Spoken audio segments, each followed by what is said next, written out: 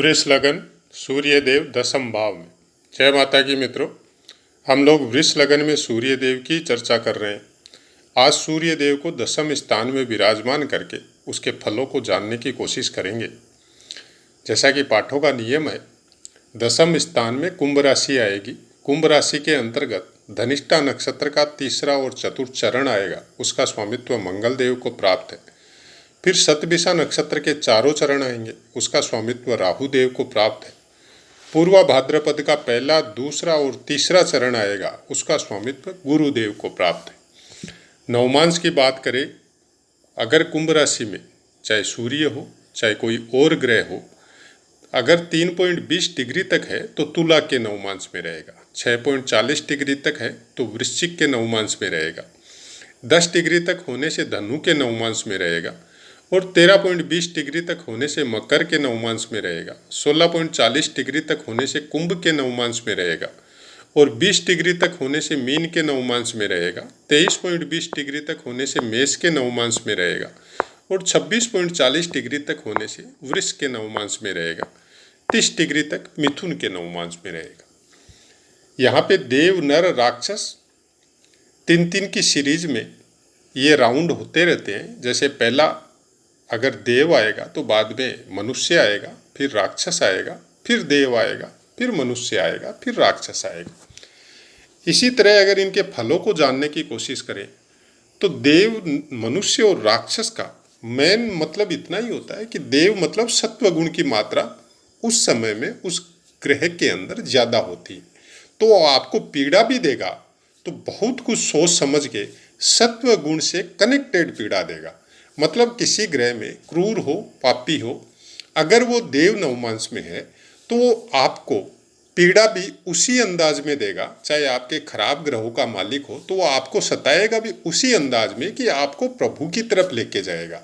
आपको जो भी पीड़ा देगा या जो भी तकलीफ देगा, साथ में आपको एक शिक्षा भी देगा कि आप गलत लाइन से हटके अच्छी लाइन में आइए।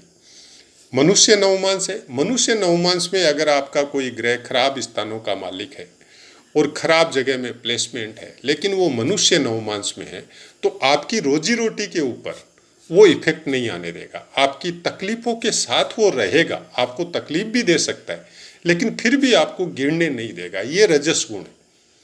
रजस गुण होने से आदमी पूरी तरह मनुष्य के जो गुण हैं, जिसमें आप मतलब गलत भी बोल सकते हैं और अच्छे भी बोल सकते हैं। समय समय पे कभी गलत होता है, कभी अच्छा होता है। सबके लिए अच्छा नहीं हो सकता इंसान और सबके लिए बुरा भी नहीं हो सकता इंसान। तो ग्रह भी उसी हिसाब से इन नवमांशों में ट्रीट करते हैं। राक्षस नवमांश मतलब तमस गुण की मात्रा ज़्यादा रहेगी, तो आदमी खराब करने पे जाएगा तो ये नहीं सोचेगा कि सामने वाले का कितना बुरा हो सकता है। वो अपना मन का मर्जी करेगा और वो करते जाएगा। उसी अनुसार जब ग्रह की पोजीशन खराब होगी, ग्रह खराब स्थानों का स्वामित्व लेके होगा, तो वो भी उसी अनुसार उस जातक को फल प्रदान करेंगे। हालांकि इसके बारे में एक स्पेशल देव, नर और राक्षस नवमांश का महत्व क्या है, उसके लिए हमारा पाठ पोस्ट किया हुआ है, तो आप उसको जाके श्रवण कर सकते हैं। हमने एक छोटा सा हल्का सा चीज़ आपको बता दिया है कि इसको कैसे देखना है। अंश बल है, विषम राशि है, तो अंश बल में प्रथम 6 अंश तक बाल्यावस्था में रहेंगे, फिर 12 अंश तक कुमारावस्था में रहेंगे, 18 अंश तक युवावस्था में रहेंगे, 24 अंश तक वृद्धावस्था में रहेंगे, 30 अंश तक मृतावस्था में रहेंगे। कारक भाव में प्रथम और दसम का कारकत्व सूर्य देव को प्राप्त है और आपके दसम में विराजमान है। तो यहाँ पे आपको कर्मठ बनाएंगे, आपको एनी टाइम अपने काम में बिजी रखेंगे। आप अच्छे काम करें, बुरे काम करें, जो भी करें, लेकिन वो आपको शांति से नहीं बैठने देंगे। हमेशा अपने काम में बिजी रहेंगे, हमेशा शरीर में फुर्ती बनी रहेगी।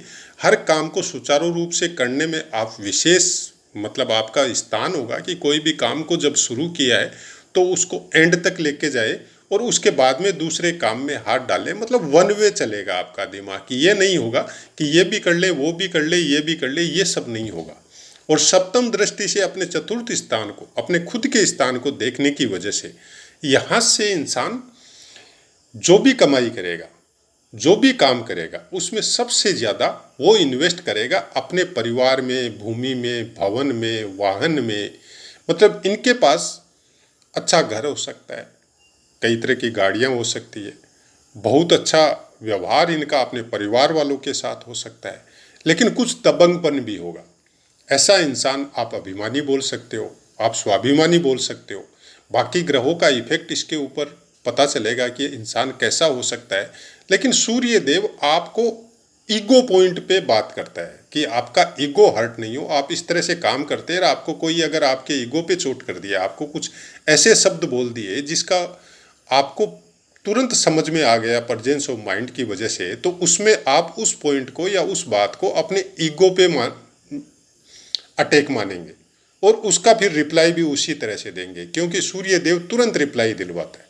सूर्य देव आपको रोकता नहीं है, शनिदेव की तरह आपको वेट करने को, शांति रखने को नहीं बोलता है। सूर्य देव तुरंत रिप्लाई देते हैं और बाद में हो सकता है आपको पता चले कि इसका बोलने का मतलब अलग था, इसके शब्द चुनाव करने की इसको अक्ल या इसको बुद्धि नहीं है, वो अपने हिसाब से बोल दिया, लेकिन इसका बोलने का मतलब वो नहीं था जो आपने समझ लिया।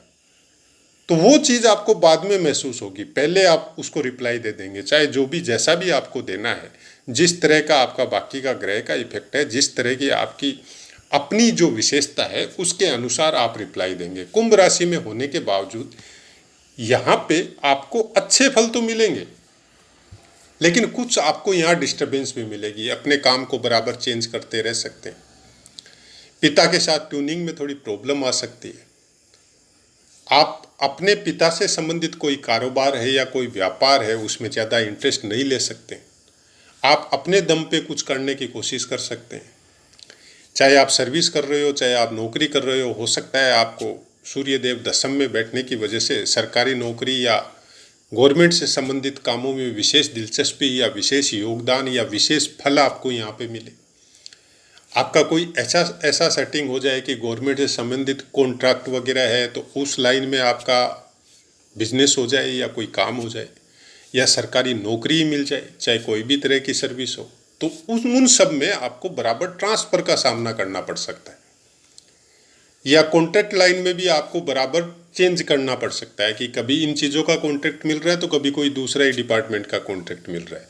तो इस तरह का काम आपका बराबर हो सकता है। उसी चक्कर के अंदर, चेंज करने के चक्कर के अंदर आपका दिमाग भी डिस्टर्ब हो सकता है, कभी यहाँ कभी वहाँ, चाहे नौकरी से संबंधित हो चाहे व्यापार से संबंधित हो। एक काम को किया फिर उसको छोड़ दिया फिर दूसरे को किया, तो उसके लिए विशेष चीज़ थोड़ी ध्यान रखनी ज़रूरी है कि कुछ चीज़ों को, दिमाग के लेवल को कुछ शांत रखना ज़रूरी है। यहाँ पे अगर शनिदेव का प्लेसमेंट अच्छा है और अगर शनिदेव साथ में ही बैठे हैं तो फिर ये बहुत अच्छा फल होगा। अब बोलने को तो ये भी सुनने को मिल सकता है कि शनि और सूर्य का युति बहुत खराब होता है, लेकिन वृष लगन वालों के लिए ये राजयोग कारक होता है। अब आप इसको कहाँ तक समझते हैं, किस तरह से समझते हैं, वो आपको अभ्यास के द्वारा पता चलेगा। या हमारे चैनल से कोई ऐसा इंसान या ऐसा ज्योतिष सीखने वाला या समझने वाला कोई आके जुड़ा है और उसके दशम स्थान में वृष लगन में सूर्य और शनिदेव दोनों विराजमान है कुंभ राशि पे, तो उसका कैसा फल उसको मिल रहा है, खासकर शनिदेव की महादशा में या सूर्य देव की महादशा में, तब पता चलेगा कि हकीकत क्या है। मतलब जो भी ग्रह आपका योग कारक हो, दुर्योग कारक हो, खराब जगह में बैठा हो, अच्छी जगह में बैठा हो, उसका विशेष फल हम लोगों को देखने को मिलता है जब उसकी दशा, महादशा या उससे कनेक्टेड जब अंतरदशा आती है, उस समय उसका विशेष योगदान या विशेष फल आपको प्राप्त होता है। लेकिन गोचर में भी आपकी जन्म राशि के अनुसार, आपको हमेशा गोचर में देखना हो तो जन्म राशि के अनुसार देखना चाहिए कि जन्म राशि के अनुसार आपका ग्रह फिलहाल कौन से स्थान में गोचर कर रहा है और आपकी जन्म राशि के अनुसार वो ग्रह आपका शुभ है या अशुभ है। ये सब पाठ गोचर कैसे देखना है, ये सब पाठ मेरे बहुत पहले, साल भर पहले ही पोस्ट किए हुए हैं, तो आप उसको जाके श्रवण करके और थोड़ा नोटिंग कर सकते हैं। अभी जो पाठ हम चालू कर रखे हैं, भावाश्रय फल समझ सकते हैं आप इसको नवांश का भी फल समझ सकते हैं, आप अंशफल कैसे प्राप्त करें वो भी समझ सकते हैं, आप इसको अभ्यास के द्वारा हमको क्या प्राप्त होता है वो भी समझ सकते हैं। मतलब हमारा कोशिश यही है कि जो पढ़ाया जा रहा है उसमें आपको एक ही पाठ में इतना कुछ बता दिया जाए, आपकी नोटिंग के लिए सुविधा हो, आपको समझने के लिए सुविधा हो। क्योंकि एक ही पाठ के विषय में जब एक ही चीज़ को बताने के लिए 10 पाठ पोस्ट करें, इससे अच्छा एक ही पाठ पोस्ट कर दें, तो जिनको समझना है वो अच्छे से समझ लेंगे और जिनको समझ में नहीं आ रहा है वो भी कुछ कोशिश कर लेंगे, तो उनको थोड़ा बहुत तो कुछ पता चलेगा कि ऐसा होने से ऐसा भी हो सकता है। आपको दशम स्थान का पूरा ज्ञान लेना है तो आपको दशम स्थान को लगन बना के भी देखना पड़ेगा, ये भी एक तरीका है। उसके अलावा नवमांश कुंडली, जो नवमांश हम साथ साथ में बना रहे हैं, बता रहे हैं आपको कि उस जगह में वो ग्रह जो बैठा हुआ है, चाहे सूर्य है चाहे कोई और है, वो वर्गोत्तमी है, वो अपनी मित्र राशि में है, वो अपनी शत्रु राशि में है, या वो अपने स्वक्षेत्री है, कौन से नवमांश में वो फिलहाल बैठा हुआ है, कितने अंशों पे, कौन से नवमांश में और कौन से नक्षत्र में बैठा हुआ है। यहाँ पे कुंभ राशि में जब कोई भी ग्रह बैठता है, खासकर शनिदेव या राहु देव के अलावा, तो इसमें सबसे ज़्यादा ध्यान देने वाली बात यह है कि जब वो 6.40 डिग्री से लेके और 20 डिग्री तक होता है, उसके बीच में जब होता है तब वो शतभिषा नक्षत्र में रहता है, और शतभिषा नक्षत्र का स्वामित्व राहु देव को प्राप्त है। तो वहाँ पे राहु देव का विशेष कारकत्व उस ग्रह को प्राप्त होता है। वो अच्छा भी हो सकता है, वो बुरा भी हो सकता है, दोनों चीज़ें हो सकती है। अगर वो ग्रह आपके खराब स्थान का स्वामित्व लेके बैठा है, आपकी कुंडली में खराब, जिसको हम लोग बोलते हैं कि 3rd, 6, 8 और 12वें स्थान का स्वामित्व लेके कोई भी ग्रह जहाँ बैठता है उस घर का नुकसान करता है। लेकिन उन्हीं स्थानों में अगर वो बैठता है तो वो कुछ न कुछ आपको अच्छा भी करता है, मतलब स्ट्रगल करवाता है लेकिन सफल भी बनाता है। वही अगर 8वें स्थान का स्वामित्व लेके या 12वें स्थान का या 6ठे स्थान का या 3रे स्थान का स्वामित्व लेके वो त्रिकोण या आपके केंद्र में विराजमान होता है तो कुछ खराब फल भी देता है। लेकिन अगर केंद्राधिपति हो, जैसे सूर्य देव वृष लगन वालों के लिए बहुत अच्छा होता है, तो यहाँ पे शतभिषा नक्षत्र में अगर सूर्य देव है और राहु देव का प्लेसमेंट अच्छा है, राहु देव अच्छे स्थानों में विराजमान है, राहु देव सूर्य से खुद दशम स्थान में विराजमान है, तो यहाँ पे सूर्य देव का फल बहुत सॉलिड मिलता है।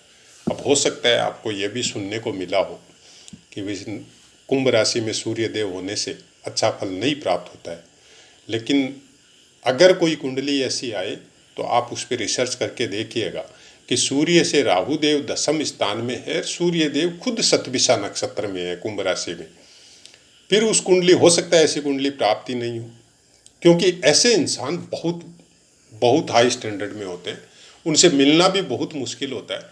मंत्री बन सकते हैं, IPS IAS बन सकते हैं, एम्बेसडर बन सकते हैं, बहुत बड़े पद पे हो सकते हैं। तो जब हम लोग किसी कुंडली का प्रिडिक्शन करते हैं, हालांकि एक ग्रह से कभी कुछ नहीं देखा जाता, लेकिन एक ग्रह से और जिस भाव में वो बैठा है उस भाव से बहुत कुछ हम लोगों को पता तब चलता है जब सूर्य देव या कोई भी ग्रह उसके पूरे कारकत्व का हम लोगों को पता हो, और जिस स्थान में वो बैठा है उस स्थान के पूरे कारकत्व का हम लोगों को अगर पता हो, तो हम लोग, वो बोलते हैं ना 2 + 2 = 4, तो हम लोग बहुत कुछ उस ग्रह से संबंधित क्या फल मिल सकते हैं उसके नज़दीक पहुंच सकते हैं। अब वो फल हम लोगों को प्राप्त कब होंगे?